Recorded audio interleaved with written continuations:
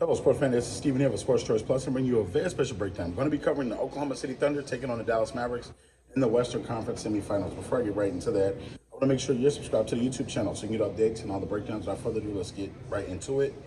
This is going to be a 2v2 series.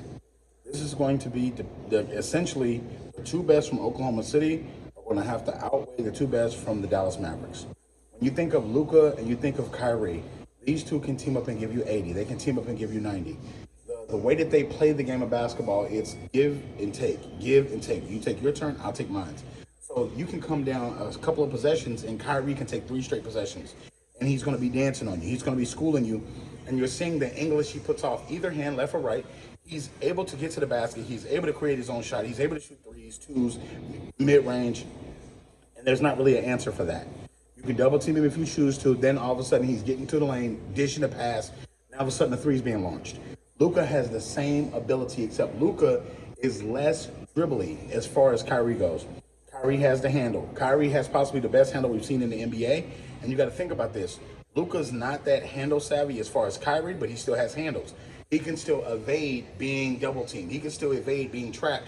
And all of a sudden he's dribbling through defenders, and all of a sudden he's making a pick or pass, boom, boom, boom, and he's hitting somebody open for a three. I think this is going to be a dangerous series because Oklahoma City is a young team, but they also have a lot of talent. SGA, who is the MVP candidate, and you also have Chet. Chet Holmgren is playing exceptionally well. It doesn't matter that he's not big as far as the girth goes, but he's still 7 foot tall.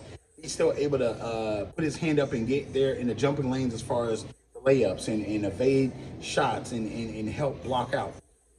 This Oklahoma City team is top to bottom one of the most savviest young teams I've seen, where the mental is a high IQ, but they're a young bunch.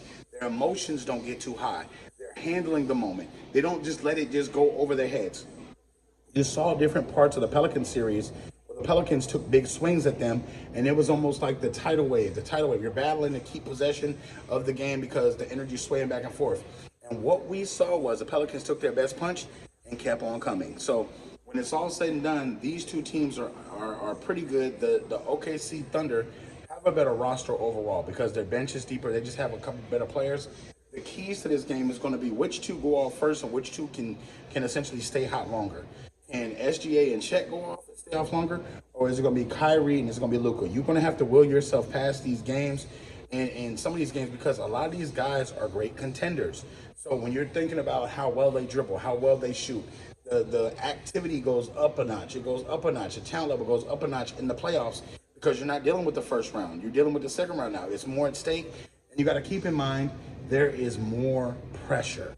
So having fended off the Pelicans, having fended off the Clippers, both these teams have been battle tested, and you're going to see them go to war right now. So I'm picking the Dallas Mavericks to upset the Oklahoma City Thunder. I feel like Luka and company have what it takes. I feel like they're going to put a lot of pressure on this game, and I feel like when they go to Dallas, that's going to be the swinging moment where they can steal a game or two. When you're thinking about Oklahoma City, they are tough to beat at home. I can see the Dallas Mavericks winning game 1 or 2, stealing one of those games, and then finishing the series off in Dallas. I'm picking this series to go 5 games. I feel like it's going to be tough, but I feel like Dallas is going to have a lot of momentum. They're going to have a lot of juice. Even though Oklahoma City is a young, great team, I don't feel like they've learned everything they can learn right now. I feel like Kyrie and Luka have an opportunity to catch a team like the Oklahoma City Thunder, like when Kevin Durant and them were young, when Russell Westbrook ran into LeBron and them. I feel like this is one of those situations where you have crafty vets on the Mavericks. You have crafty guys that can not only box out, play fundamental basketball, and they're going to match up well with them. I don't think it's going to be a blowout series. I think these games are going to be closely contested. I like Kyrie, I like Luka handling the ball better than I like Chet and SGA in this one. So all you Oklahoma City Thunder fans, all you Mavericks fans, get in the comment section below. Definitely check out Sports Choice Plus. We'll see you on the next episode.